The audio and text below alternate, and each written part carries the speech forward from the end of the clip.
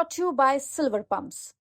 Top quality और consistent performance के लिए सिर्फ सिल्वर पंप्स नाम याद रखना। बगल में झारखंड के अंदर डोमिसाइल लागू है, पश्चिम बंगाल, उड़ीसा, उत्तर प्रदेश, हरियाणा, हिमाचल प्रदेश, तमिलनाडु, महाराष्ट्र, मध्य प्रदेश, इतने राज्यों के अंदर जब डोमिसाइल लागू है तो बिहार के अंदर बिहार के युवाओं के रोजगार की संभावनाओं को बचाने के लिए यहाँ डोमिसाइल लागू क्यों किया? ये हमने सरकार से विधानसभा के अंदर लिखित में सवाल पूछा, सवाल को कर दिया गया। तो आप बिहार के युवाओं के साथ ऐसा कब तक इंसाफ करेंगे? इसीलिए हम मांग कर रहे हैं अभी जो टीआरई 4 की परीक्षा होनी है उसमें डोमिसाइल सरकार लागू करे। माननीय उपाध्यक्ष महोदय, आज शिक्षा पर चर्चा हो रही है और सरकार ये दावा कर रही है कि हम 19% बजट का एजुकेशन के ऊपर खर्च कर रहे हैं। बाहर से सुनने में लगता है कि बहुत बड़ी रकम है, लेकिन ये प्रति व्यक्ति अगर खर्च के लिहाज से देखा जाए तो ये देश में सबसे निचले पायदान में से एक है जो बिहार में शिक्षा पर खर्च हो रहा है। सरकार ने हाल में कास्ट सर्वे का रिपोर्ट लाया था और उसमें एक बात हमने देखा कि 31% बच्चे जो +2 की पढ़ाई पूरी कर लेते हैं उन्हें डिग्री कॉलेज में जगह नहीं मिल रही, क्योंकि 20 साल से ये सरकार जो चल रही है एनडीए की, 20 साल से इन्होंने एक नीति बना के रखी थी कि अगर अनुमंडल में कोई डिग्री कॉलेज होगा तो हम और नहीं खोलेंगे। इसी सदन में हमने पालीगंज में डिग्री कॉलेज की मांग की थी, सरकार ने कहा कि अनुमंडल में एक है तो दूसरा नहीं खोलेंगे। अच्छी बात है कि इस बार सरकार ने कहा है कि ब्लॉक लेवल पे हम खोलेंगे। हम इस बात का इंतजार करते हैं कि पूरे बिहार के अंदर सभी प्रखंडों में डिग्री कॉलेज कब खुले। महोदय, बिहार की शिक्षा व्यवस्था नीचे से लेकर के ऊपर तक सड़ी हुई शिक्षा व्यवस्था है। पढ़ाई लिखाई का जो क्वालिटी है वो कचरा है, और जिस राज्य के अंदर शिक्षा ठीक नहीं होगी निश्चित तौर से वहां पर परीक्षा ठीक नहीं हो सकती। हाल में बिहार में बीपीएससी की 17वीं परीक्षा हुई। 4 साल से अभ्यर्थी आंदोलन कर रहे हैं।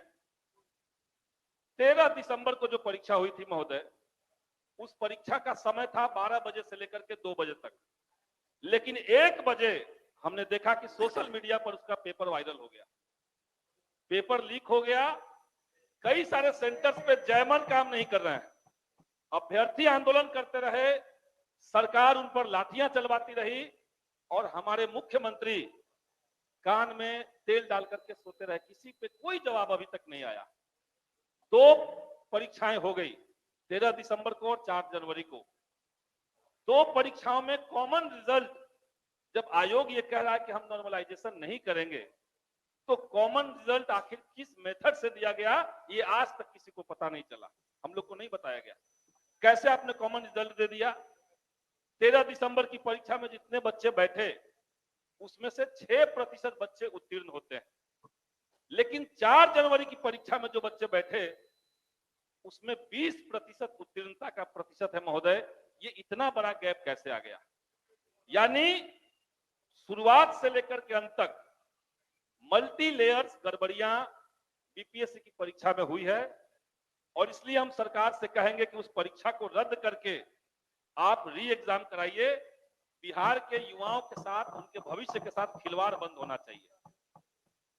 बिहार में महोदय शिक्षक बहाली अब बीपीएससी के माध्यम से हो रहा है। जब टीआरई 1 हुआ, इसी सदन में हमने मांग की थी कि उसमें डोमिसाइल नीति लागू होना चाहिए। सरकार ने विज्ञप्ति के समय डोमिसाइल लागू किया था, लेकिन हमारे माननीय मुख्यमंत्री को अचानक से ये खुमार आया कि अब इन्हें प्रधानमंत्री बनना है। डोमिसाइल 10 दिन के बाद उसको विड्रॉ कर लिया गया, वापस ले लिया गया। अभी टीआरई 3 का जो परिणाम आया महोदय, टीआरई 3 में 1 to 5 के जो टीचर नियुक्त हुए हैं उसमें से कुल पद 1 से 5वीं तक कक्षा के शिक्षक 7,440 जो टीचर नियुक्त हुए हैं, उसमें 6,099 टीचर जो हैं वो दूसरे राज्य के हैं। आप समझिए कि ये जो आंकड़ा बिहार के अंदर आ रहा है, बगल में झारखंड के अंदर डोमिसाइल लागू है, पश्चिम बंगाल, उड़ीसा, उत्तर प्रदेश, हरियाणा, हिमाचल प्रदेश, तमिलनाडु, महाराष्ट्र, मध्य प्रदेश, इतने राज्यों के अंदर जब डोमिसाइल लागू है तो बिहार के अंदर बिहार के युवाओं के रोजगार की संभावनाओं को बचाने के लिए यहां डोमिसाइल लागू क्यों नहीं? ये हमने सरकार से विधानसभा के अंदर लिखित में सवाल पूछा, सवाल कैंसिल कर दिया गया। तो आप बिहार के युवाओं के साथ आखिर ऐसा कब तक नाइंसाफी करेंगे? इसीलिए हम मांग कर रहे हैं कि अभी जो टीआरई 4 की परीक्षा होनी है उसमें डोमिसाइल सरकार लागू करे। ये जो विभत्स आंकड़े आ रहे हैं बिहार के अंदर, ये खिलवाड़ बिहार के युवाओं के साथ बंद होना चाहिए। एक शेर है महोदय कि वो जो बेचते थे दर्दे दवाए दिल, वो अपनी दुकान बढ़ा गए। सरकार ने कहा कि हम टीआरई 3 में 87,774 पदों पर बहाली करेंगे। अभी 2 दिन पहले उसकी जो ज्वाइनिंग हुई है 51,300 कुछ पद पर ज्वाइनिंग करवाया गया है। 10,000 से ज्यादा बच्चे ऐसे हैं जिन्होंने परीक्षा के दौरान अपने फॉर्म में प्राथमिकता दिया था कि हम किस में ज्यादा मेरा चॉइस है, तो प्राथमिकता आपने ले लिया, लेकिन एक ही बच्चे का आपने 3-3 जगह रिजल्ट दे दिया है। झांसा दे रहे हैं आप बिहार में रोजगार के नाम पर, और बड़ी संख्या में बच्चे जो हैं वो कट ऑफ के अंदर आकर के केवल एज के चलते या एक नंबर से बाहर हो गए। 87,000 बहाली निकल रही है और 51,000 पे ज्वाइनिंग हो रही है। इसीलिए सरकार टीआरई 3 में सप्लीमेंट्री रिजल्ट दे। बीपीएससी ने लेकर जारी करके कहा है कि अगर शिक्षा विभाग उन्हें कहता है कि सप्लीमेंट्री रिजल्ट इतना दिया जा सकता है तो हम देने के लिए तैयार हैं। शिक्षा विभाग कह रहा है बच्चे मिनिमम क्वालिफाइंग मार्क्स ला चुके हैं, क्यों उनको अब बाहर रख रहे हैं? तो सरकार टीआरई 3 में बच्चों के साथ न्याय करे। लाइब्रेरियन की बहाली महोदय, शिक्षा की बात हो रही है और लाइब्रेरियन की बात कभी नहीं हो रही है।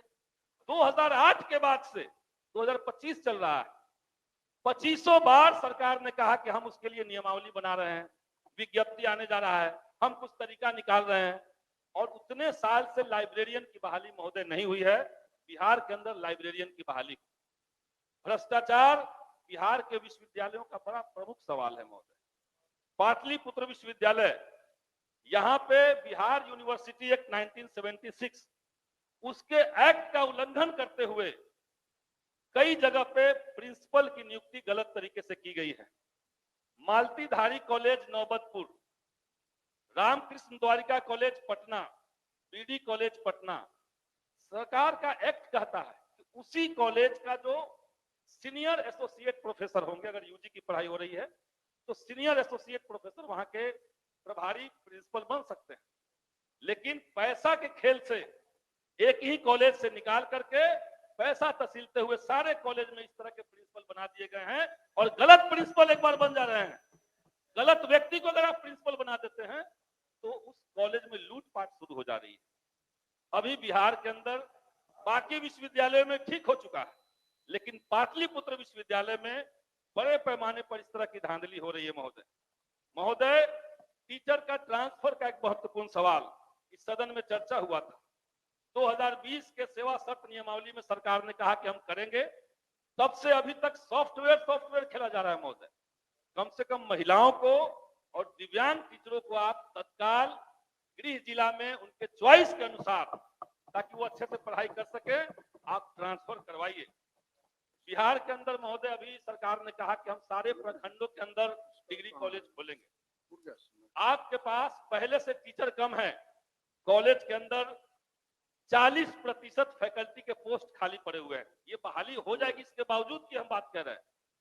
आपके पास पहले से पोस्ट खाली है, आप डिग्री कॉलेज खोलने की भी बात कर रहे हैं।